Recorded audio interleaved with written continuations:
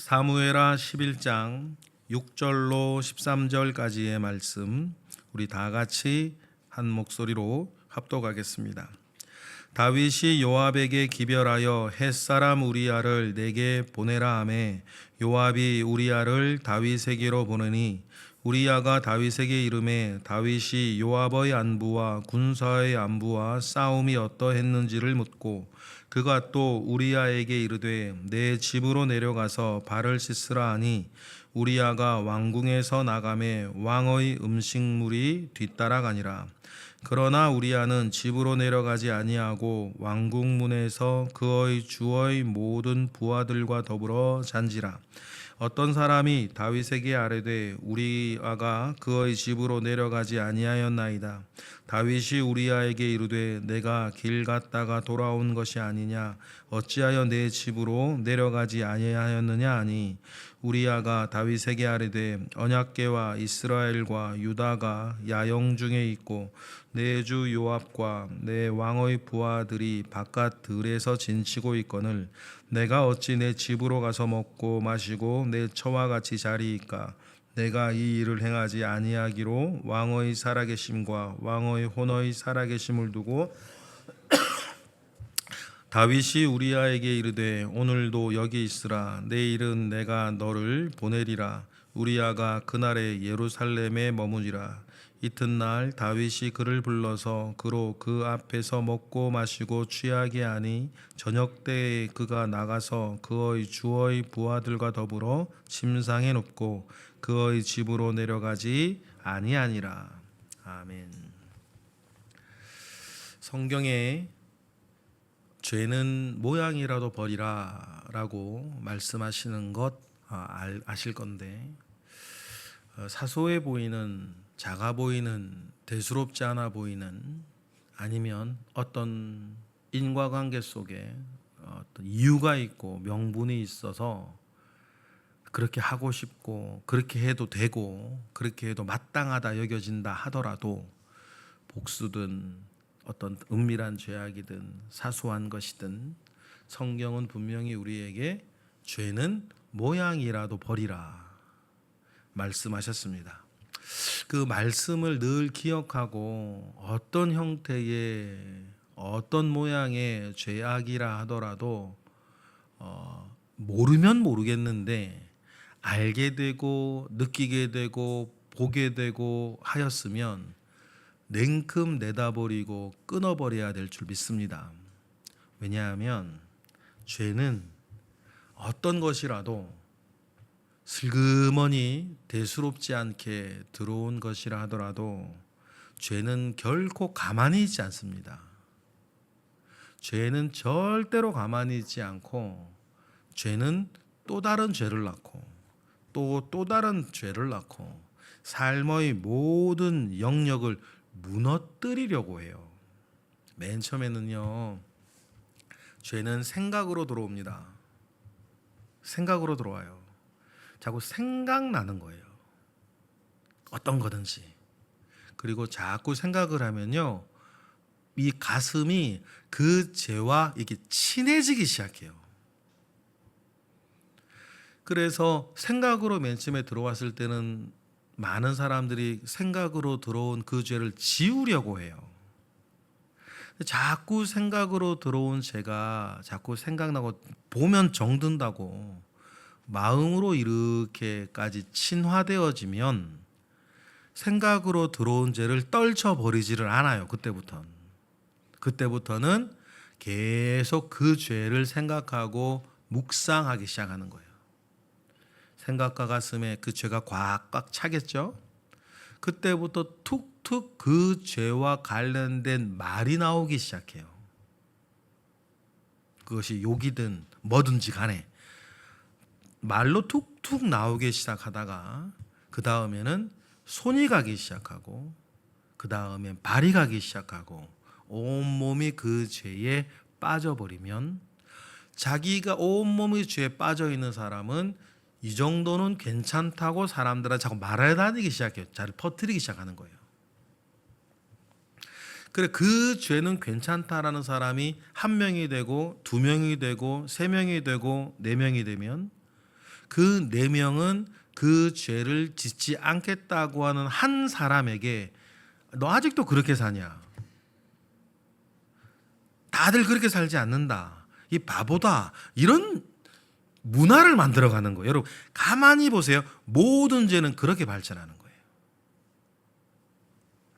그러니 여러분 죄는 모양이라도 버리라라고 하는 맨 처음 주님의 말씀을 기억해야 돼요. 맨 처음 그 전에 버리기 쉬운데요. 그것이 점점 제가 짧게 말씀드렸던 이 과정을 지나면요, 죄가 버려지질 않고 나중에 버릴 수도 없어요. 왜냐하면 나중에는 100명의 사람들이 다 그 죄 가운데 사는데 내가 끼어 들어가면 그 죄를 짓지 않고는 100명 사는 사회 속에 살아갈 수가 없는 거예요. 이걸 죄가 정사가 되어졌다 그러는 거예요. 그러니 여러분 우리가 정사가 되어져 가 있는 죄가 이 세상에 편만하지만 우리의 개인적인 차원에서 생각부터 마음부터 말부터 발부터 손부터 죄를 끊어 나아가고 털어 나아가는 것이 너무너무 중요하다.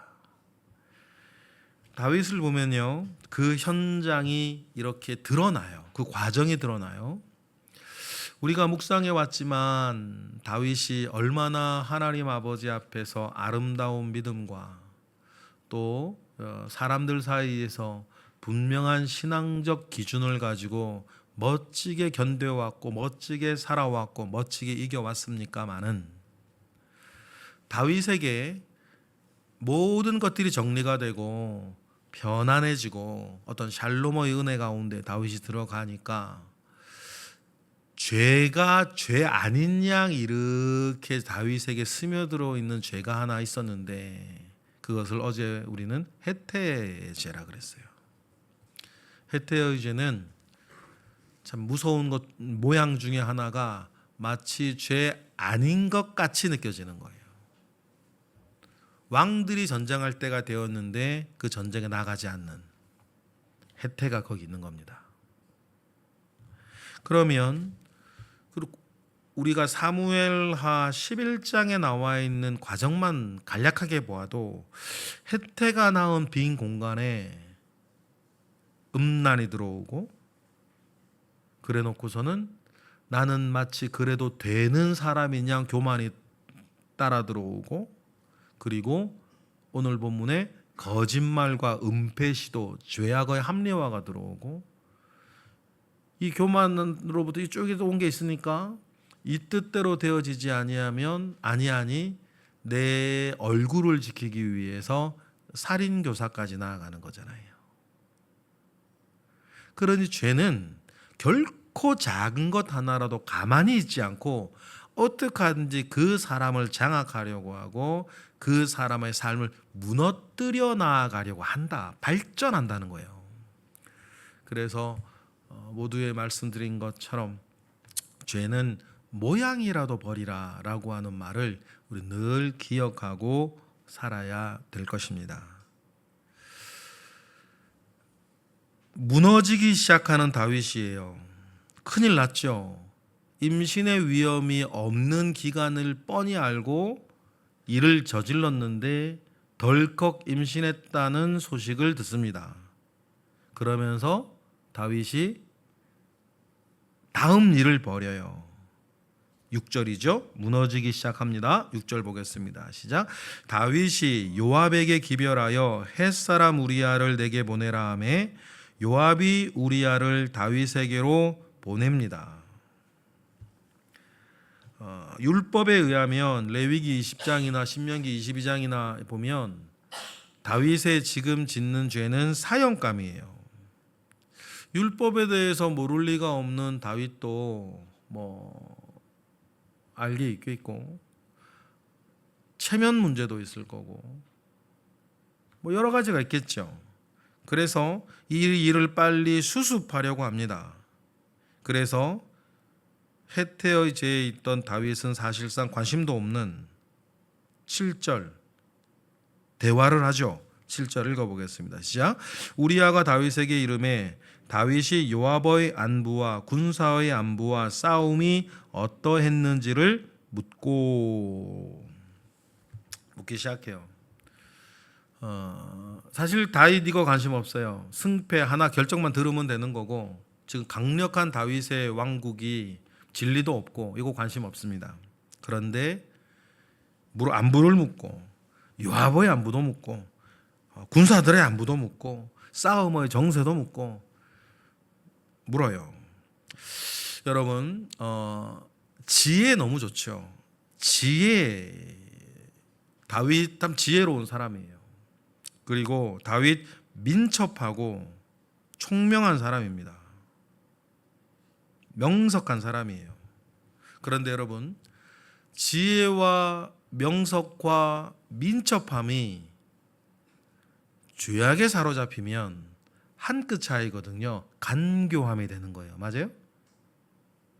그래서 여러분, 우리가 죄악에 사로잡히지 않는 게 중요해요.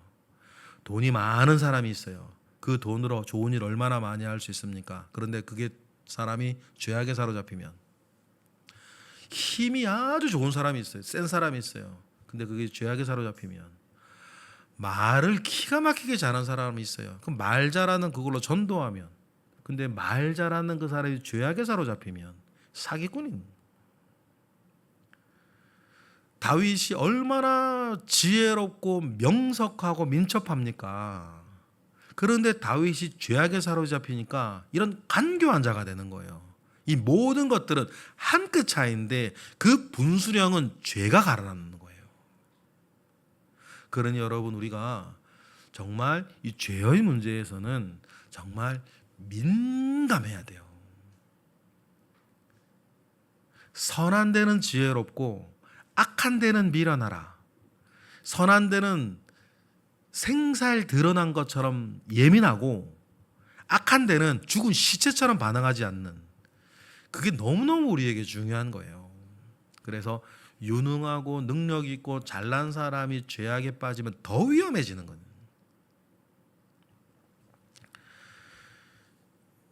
8절에 우리아가 그리고는 또 이제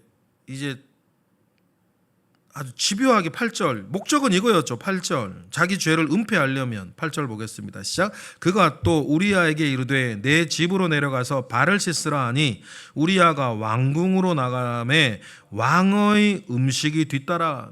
얼마나 여러분 애를 써요. 그 민첩하게, 또 명석하게, 지혜롭게, 왕이 명령도 내리는 거예요. 여기 요 발을 씻으라는 이 발이 여러분, 우리가 발 닦는 양말 신는 발이겠습니까? 이게 완곡한 표현이지.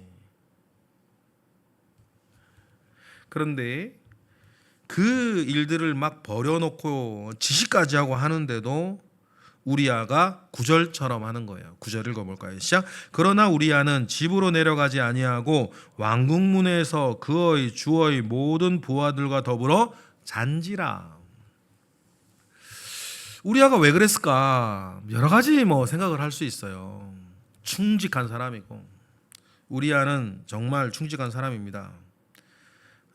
햇사람이, 이방인이 이스라엘의 30용사 가운데 리더급 한 사람이 되어진다라고 했을 때는요, 얼마나 우리아가 유능하고 충직하고 믿을 만한 사람이라는 것을 우리는 이해할 수 있어요.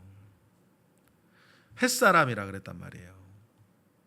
그런데 이스라엘 그 군대에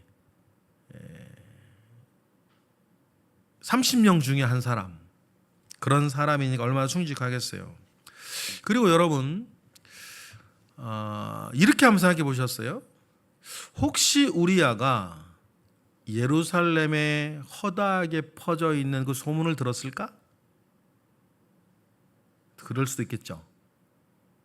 우리아가 그 소문을 들을 수도 있어요. 성경은 말해주진 않아요. 그런데 이미 다 안단 말이에요. 예루살렘 사람들이 알아요.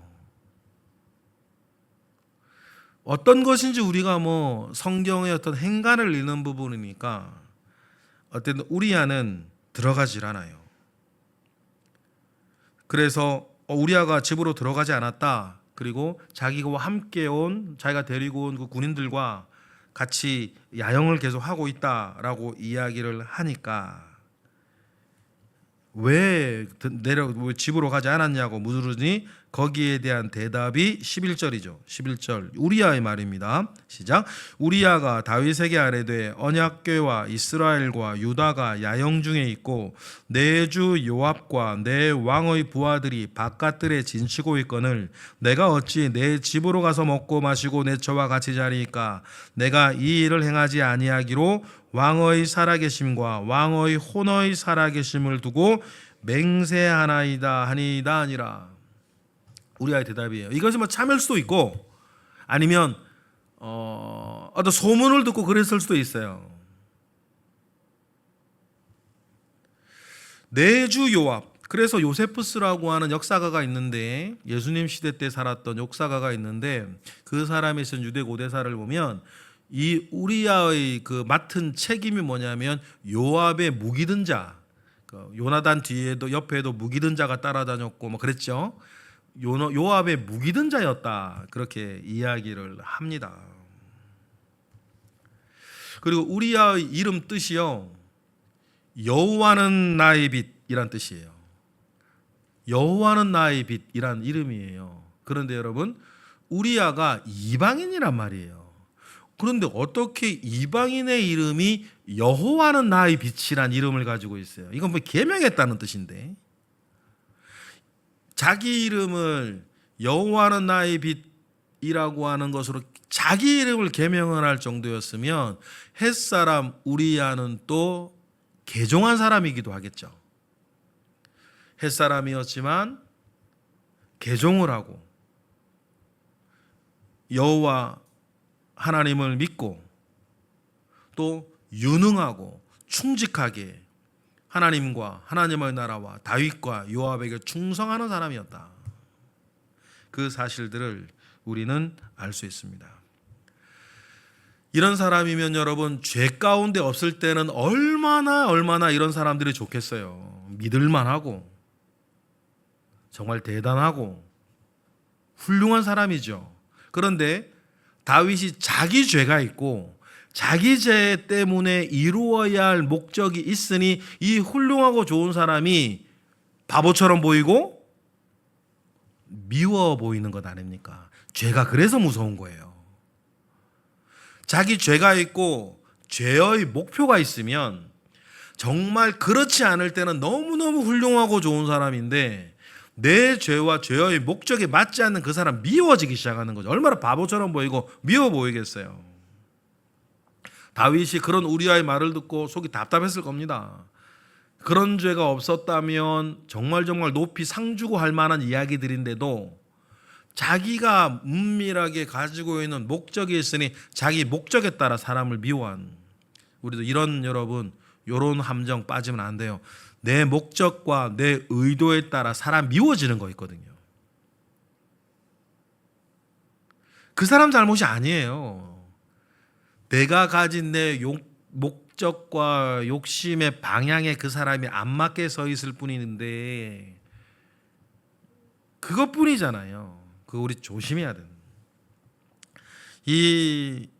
이제는 간교한 이 다윗이 하루 더 머물라 그러고 이 사람 맨정신으로는 안 되는구나 라고 하고 술까지 잔뜩 범해기면 술김에라도 하루 더 머무르라고 하고 13절을 읽어볼까요? 시작. 다윗이 그를 불러서 그로 그 앞에서 먹고 마시고 취하게 하니 저녁 때에 그가 나가서 그의 주의 부하들과 더불어 침상에 눕고 그의 집으로 내려가지 아니하니라.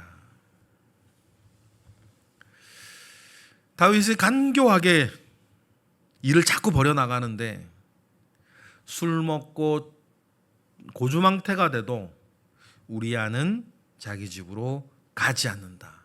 다윗이 보기에는 고집을 그렇게 바보처럼 부리고 있는 거예요. 이렇게 다윗은 추락하고 무너지고 있습니다. 여러분, 이 과정에서 여러분 또 하나 우리가 기억해야 될 거 있어요. 어제부터 우리가 읽고 있는 이 11장 과정에서 다윗이 여태까지와는 전혀 다르게 보여주고 있는 모습이 하나 있는데 당연하게도 하나님을 찾지 않네요. 그렇죠? 큰 일이나 작은 일이나 언제나 하나님 아버지 앞에 내려가리이까, 치리이까, 어떡하리이까, 만나겠습니까? 그렇게 늘 하나님께 묻고 하나님을 노래하던 이 사람 다윗이요, 이 모든 어려움이, 고난이 덜컥 겁이 나는 상황이 생겼는데 누구를 찾지 않아요? 하나님을 찾지 않아요. 혜태의 의제가 그래서 무서운 거예요. 하나님을 전혀 생각하지 않는. 그러면 여러분 한 번 더, 그런 다윗을 바라보는 하나님은 어떨까? 지금 이렇게 되어지고 무너지고 있는 다윗을 바라보는 하나님의 슬픔도 우리는 볼 수 있어야 된다. 그리고 여러분, 우리를 보았을 때 나를 바라보는 하나님이 슬픔이 있지 아니하고 나를 바라보는 하나님은 안도하시고 기뻐하시는 저와 여러분 되시기를 바라요. 무너지는 다윗, 이 무너져 버릴 것인가? 아니면 다시 일어날 것인가? 그 이후의 과정을 우리 알고 있지만 무너지는 과정을 우리 잘 보면서 우리 자신을 과신하지 말고 겸손하게 주님 앞에 서 있는 우리 모두가 되시기를 주님의 이름으로 축복합니다. 기도하겠습니다. 하나님 감사합니다. 크신 은혜 가운데에 우리와 함께 하시옵소서. 하나님의 선하신 뜻이, 하나님의 기뻐하시는 뜻이, 하나님의 온전하신 뜻이 여전히 서 있음을 믿으니 하나님 그 뜻 위에 서서 늘 우리가 서 있게 하시고 살아가게 하시고 언제나 주님 먼저 바라보게 하시고 나를 살피게 하셔서 우리가 대단한 무엇인가를 더 하기 전에 하나님 아버지 앞에 의롭고 바르게 서 있을 수 있도록 주님 역사하여 주옵소서. 말씀을 가르치시고 성령으로 일깨우셔서 우리에게 잊지 말아야 할 것들 잊지 않게 하시고 하나님 아버지께서 주신 모든 것들이 하나님 아버지 앞에 바로 서 있게 하시옵소서.